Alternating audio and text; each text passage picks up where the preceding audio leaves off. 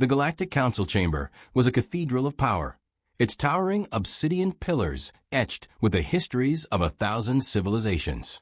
A vaulted ceiling arched high above, embedded with luminous stars' capes that mimicked the vastness of the galaxy itself. The Council's circular table, crafted from the fused metals of conquered worlds, seated the rulers of empires that had stood for millennia. Each one, in their own way, regarded Earth as little more than an afterthought, a species that had risen too late, lagging too far behind the march of progress to be anything more than a curiosity. At the center of the chamber, a massive holographic display pulsed to life, revealing Earth's military forces in meticulous detail. Rows of steel-clad tanks, missile systems, mechanized infantry units, and orbital defense platforms. To the Galactic Council, the sight was almost quaint. The technology was functional but crude. Weapons built upon the archaic principles of kinetic energy and armor plating rather than the sleek, energy-based warfare the greater empires had long since perfected. A ripple of laughter spread through the chamber, some voices dry and scornful, others outright mocking. High Chancellor Vadres of the Zelvari Dominion leaned forward, his chitinous face splitting into a grin that revealed serrated mandibles. His people had conquered more worlds than any other empire seated here. They knew war in its purest form. So this is the best humanity has to offer, he mused, his four-clawed fingers drumming idly against the polished surface of the table. Tell me, Ambassador, do you plan to repel our fleets with these relics? Ambassador Julian Roth, Earth's sole representative in the Galactic Council, stood alone at his podium. A tall man with iron-gray hair. His features bore the wear of long years spent negotiating with species that barely concealed their disdain for his kind. He had known this moment would come. The mockery, the derision, it was expected. These relics have kept our planet unconquered for centuries, Roth replied, voice even. Earth has survived without the need for intervention from the likes of you. We do not seek war. Vadres scoffed, reclining lazily in his ornate chair. You may not seek it, Ambassador, but war is coming. The Dominion has declared an expansion into your sector. Surrender your territories, and we may grant you a place among our vassals. Resist, he gestured toward the flickering hologram, and you will be swept aside. More laughter followed. To them, the outcome was already decided. Roth did not blink. The Dominion is making a mistake. That gave them pause. Just for a moment. A new voice spoke, cutting through the amusement like a blade. Then humanity will be eradicated. The chamber quieted as all eyes turned toward the speaker, Grand Strategist Kael'vor of the Zelvari Dominion. Where Vadres exuded arrogance, Kael'vor embodied precision. His obsidian-black exoskeleton gleamed beneath the chamber's golden light, and his 6 glowing yellow eyes regarded Roth with cold scrutiny. To him, war was not a game. It was mathematics, strategy, inevitability. There is no tactical scenario in which your kind survives, Kael'vor continued, his voice smooth, deliberate.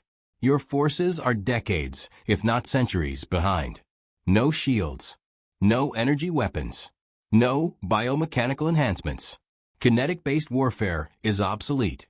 The Dominion does not engage in prolonged conflicts, Ambassador. We exterminate. Roth did not flinch. Then you will have your war. For a long moment, the chamber was silent. Then Vadres chuckled, shaking his head as he waved a dismissive claw. So be it. In 3 solar cycles, the Dominion will descend upon your world.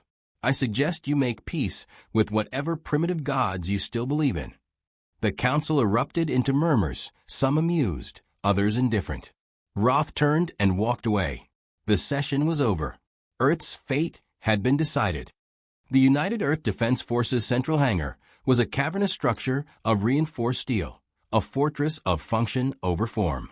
The air was thick with the scent of machine oil and ozone, the ever-present hum of heavy machinery filling the space as engineers and technicians rushed between towering mechs and weapons platforms. In the center of it all, the Juggernaut stood waiting. Commander Dorian Kane adjusted the seals on his armored gloves, flexing his fingers as he let the weight of the suit settle around him. Even in its dormant state, the Juggernaut exosuit radiated a presence that could not be ignored. 7 feet of reinforced black titanium plating. Its every surface designed to withstand forces that would obliterate lesser machines. It was a relic by galactic standards, a nightmare by human ones.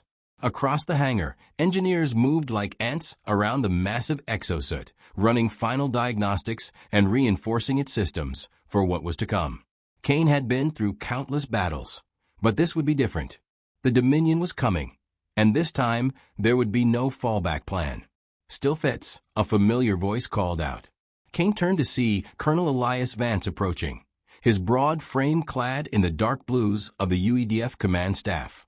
The older man had the look of someone who had seen too many wars and survived all of them through sheer force of will. "Barely," Kane admitted, rolling his shoulders. The new modifications to the armor made it heavier than before. They added a few new layers.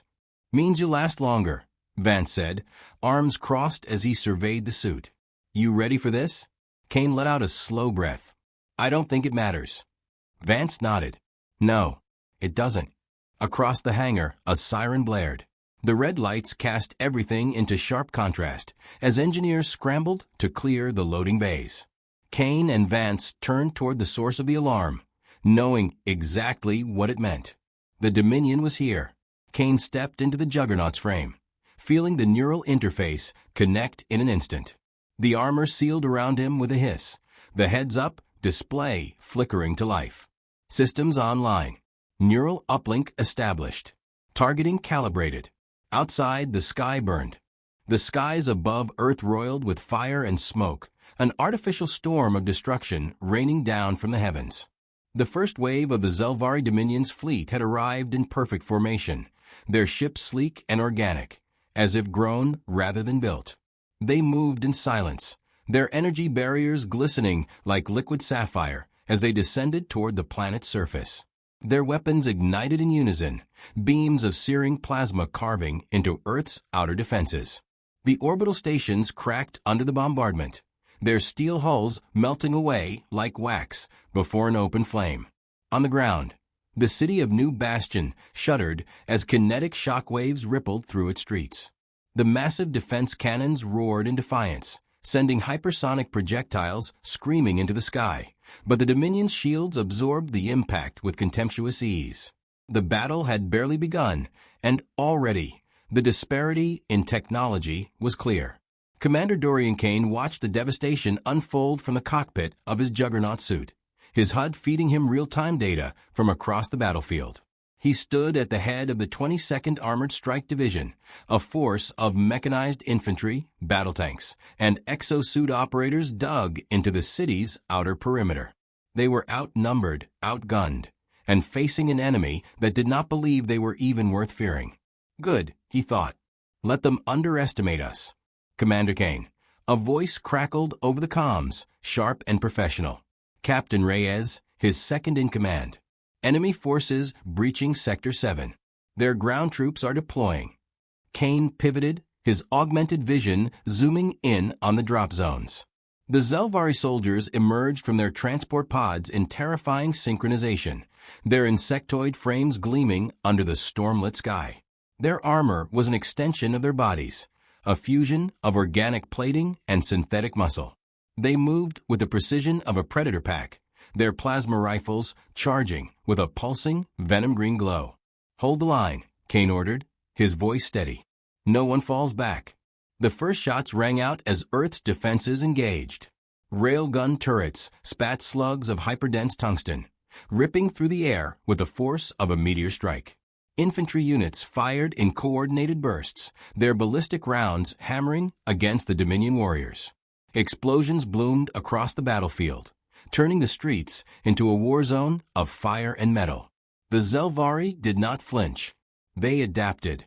Kane watched as the alien soldiers shifted their formations, their movements impossibly fluid. They weaved between incoming fire within human reflexes, their armor dispersing kinetic energy with disturbing efficiency. They advanced relentlessly, their plasma bolts carving through reinforced barricades, melting armor, vaporizing flesh. Earth's defenses were breaking. Kane activated the Juggernaut's propulsion system, the reinforced servos in his suit humming as he launched forward. His armored boots hit the ground with a seismic thud, the pavement cracking beneath the weight of his impact. A Zelvari warrior turned, its mandibles flaring in alarm, but it was already too late. Kane swung his fist with the force of a wrecking ball. The impact shattered the alien's carapace, sending its lifeless body hurtling into the wreckage of a collapsed building. He turned, raising his arm-mounted cannon, and fired a tungsten round straight through the skull of another. The battlefield erupted around him. Other Juggernaut operators surged into the fray, their massive exosuits bulldozing through the enemy ranks. What Earth's forces lacked in technology, they made up for in brute force resilience. The Zelvari had never fought soldiers like this before, enemies who refused to die easily, who fought with the desperation of a species that had never known surrender. Still, it wasn't enough. Even as Kane and his squad tore through the Dominion forces, more dropships descended from the sky. The Zelvari had numbers beyond counting, their reinforcements arriving in endless waves. The air was thick with the acrid scent of burning metal, the screams of the wounded barely audible over the roar of war machines. "Central Command, this is Kane," he barked into his comms. "We need reinforcements now, or we're not going to hold this city." Static answered him. Then a voice, strained, but authoritative. "This is Colonel Vance," came the reply. "You need to pull back to the second perimeter." Kane's jaw tightened. "Negative. If we fall back now, we lose the artillery platforms. We lose the city." "Damn it, Kane, this isn't about the city anymore." Vance's voice was raw with urgency. "This is about survival. The Dominion is hitting every major stronghold at once. We're getting torn apart out there." Kane clenched his fists, scanning the battlefield. The truth was undeniable. The Zelvari were overwhelming them. For every warrior they cut down, 10 more took its place. The defenses were failing. He took a slow breath. Then he made his decision. "All units," Kane called out, "fall back to the secondary line. Regroup and prepare for counteroffensive maneuvers." A chorus of acknowledgments filled his earpiece. He turned, firing one last shot into the horde of advancing enemies before activating his suit's thrusters. The Juggernaut's propulsion system roared to life, sending him hurtling through the air toward the fallback position. Behind him, explosions lit the sky like dying stars. The battle for Earth had only just begun. Smoke and ash hung thick in the air, turning the world into a battlefield of shadow and fire. The ruins of new bastions stretched out in jagged silhouettes, once proud skyscrapers, now skeletal remains clawing at the storm-lit sky. What had begun as a defensive stand had devolved into brutal urban warfare, the streets choked with wreckage, bodies, and the ceaseless march of the Zelvari war machine. Dorian Kane crouched behind a crumbling wall, his massive Juggernaut exosuit half buried in the debris of a collapsed structure. The HUD flickered with critical damage warnings, red text scrolling across his visor, but he ignored them. He had stopped counting how many Zelvari he had killed. It didn't matter. They just kept coming. A voice crackled in his earpiece, strained and breathless. "Commander, Reyes here. We're down to our last defensive line. They're flanking us from the south." A burst of static. "Gunfire. We can't hold much longer." Kane wiped a smear of blood from his forehead, his breath steady despite the chaos. He glanced down the street, where the last remnants of Earth's mechanized forces had dug in, their vehicles and exosuits forming a desperate barricade against the advancing enemy. The artillery platforms still thundered behind them, but their ammunition reserves were running dry. Every soldier, still standing, knew what was coming. Kane patched into the command channel. "Vance, tell me you've got something." Silence. Then a sigh, low and heavy. "We're evacuating Central Command." The words hit harder than any Zelvari strike. Kane clenched his fists. "You're abandoning the city." "New Bastion is lost," Vance said, his voice grave. "We need to regroup. If we keep throwing men at this fight, we lose everything." Kane closed his eyes for a brief second, letting the weight of it settle in his chest. The city wasn't just a battlefield. It was Earth's last stronghold. Losing it meant losing the war. A tremor rumbled through the ground, snapping his attention forward. A Zelvari war beast loomed at the far end of the street, its 6 spindly legs crushing the pavement as it advanced. The monstrous war machine resembled a nightmarish fusion of metal and flesh, its chitinous armor glistening under the flickering streetlights. Its dorsal cannons rotated, locking onto the last of the human defenders. Kane had seconds to act. He pushed off the rubble, his Juggernaut servos straining against the damage as he surged forward. The beast's cannons ignited, sending molten plasma streaking toward the barricade, just as Kane hurled himself into its path. The world exploded in fire and force. The impact sent him skidding across the cracked asphalt, armor peeling in places, warning sirens shrieking in his ears. But he was still moving, still alive. He gritted his teeth and fired his thrusters, launching himself toward the war beast's underbelly. He had fought these things before. He knew where to strike. His armored fist drove upward, punching through the exposed plating beneath the creature's torso. The war beast screeched, its alien voice raw and jagged, a sound like metal being torn apart. Kane didn't stop. He wrenched his arm deeper, his suit's servos straining as he tore through layers of biomechanical tissue. The beast convulsed. Kane ripped his arm free, dragging a mess of circuitry and organic matter with it. The war machine shuddered, its cannons sparking wildly before its massive frame collapsed, sending a shockwave through the street. A beat of silence. Then cheers. The surviving soldiers rallied, their weapons roaring as they pushed forward, capitalizing on the brief moment of confusion in the Zelvari ranks. Kane staggered to his feet, his breath ragged, his HUD flashing critical alerts. He barely noticed. His comms buzzed again. "Commander," Reyes' voice came through, hoarse but urgent. "We've got another problem. They're bringing in," a pause. "Something new." Kane turned, scanning the sky. A shape descended through the smoke, massive, angular, wreathed in violet energy. It was not a dropship. It was something worse. A Zelvari warlord. The towering figure landed with bone-shaking force, its obsidian-black armor reflecting the fires of the battlefield. Unlike its lesser kin, it did not wield a plasma rifle or blade. It needed none. Its very presence was a weapon. Kane felt a cold weight settle in his chest. He had heard of these things whispered about in war reports, spoken of in hushed voices by survivors who had barely escaped them. No human had ever killed a warlord and lived to tell the tale. The creature's 6 glowing yellow eyes locked onto him. It tilted its head, as if studying him, then began to walk forward, slow and deliberate. Kane flexed his fingers. He was battered, exhausted, half-broken. But he wasn't dead yet. He activated his thrusters and charged. The moment Kane's thrusters ignited, time seemed to slow. Heat swelled beneath him, the engines of his Juggernaut roaring as he surged forward, closing the distance between himself and the warlord. The Zelvari Titan did not flinch. It did not brace itself. It merely stood, its glowing eyes locked onto him with something almost akin to curiosity. Then, just as Kane reached striking range, the warlord moved. The air split with a sonic crack as the alien pivoted with impossible speed, its massive clawed hand striking out. Kane barely had time to react before the blow connected. The force of it was monstrous, an impact that sent him hurtling backward like a cannonball. He crashed through the remains of a collapsed high-rise, concrete and steel shattering around him as he skidded to a halt amid the wreckage. His HUD flickered with damage reports, internal servos failing, armor integrity compromised. But he was still alive.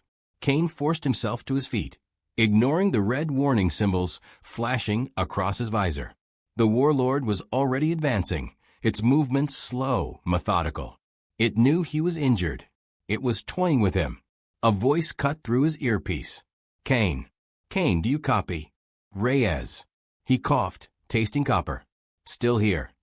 We're evacuating the last wave of civilians now. We need another 5 minutes." Kane exhaled sharply. 5 minutes was an eternity in battle. The warlord stopped a few meters away, tilting its head. Then, in perfect, chilling English, it spoke. "Your kind fights hard," it said, its voice a low, vibrating growl. But you are obsolete. Kane clenched his fists. The Zelvari had called Earth's weapons outdated. They had dismissed human warfare as primitive, crude, inefficient. But they didn't understand. Earth had spent centuries fighting wars, learning not just how to kill, but how to endure. And if there was one thing humanity did better than any species in the galaxy, it was surviving. Kane launched forward again, this time weaving unpredictably, thrusters flaring at odd angles to throw off the warlord's strikes. He closed the distance, twisting at the last second and driving his left gauntlet into the creature's side. The reinforced knuckles slammed into hardened armor, sending out a concussive shockwave. The warlord staggered. It recovered fast, but Kane was faster. He followed up with a brutal uppercut, servos screaming as he poured every ounce of remaining power into the strike. His fist connected with the alien's jaw, snapping its head back with a sickening crunch. The warlord let out a guttural snarl, its body trembling with barely restrained fury.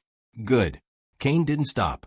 He activated the plasma cutter embedded in his right gauntlet, a superheated blade erupting from his wrist. He drove it forward, only for the warlord to lash out, catching his arm mid-swing. There was a terrible screech of metal as the alien crushed his gauntlet in its grip. Sparks flew as the servos gave way, and before Kane could react, the warlord swung him like a rag doll, hurling him across the battlefield. Pain exploded through his ribs as he hit the remains of an armor transport. The world blurred, static creeping into his visor. His body screamed in protest, but he forced himself up, fueled by sheer will. The warlord was already upon him. It grabbed him by the chest plate, hauling him up effortlessly. Its 6 glowing eyes burned into him. You cannot win, it rumbled. Your world will burn. Kane grinned through bloody teeth. Maybe. Then he detonated the fusion core. The explosion tore through the battlefield in a white-hot eruption, engulfing both of them in a tidal wave of fire and force. Kane's suit, already damaged, took the full brunt of the blast. His systems went dark. His body was weightless, thrown by the concussive force. For a moment, he felt nothing. No pain, no sound, just silence. Then, gradually, his senses returned. Smoke filled the air. Fire raged in the wreckage around him.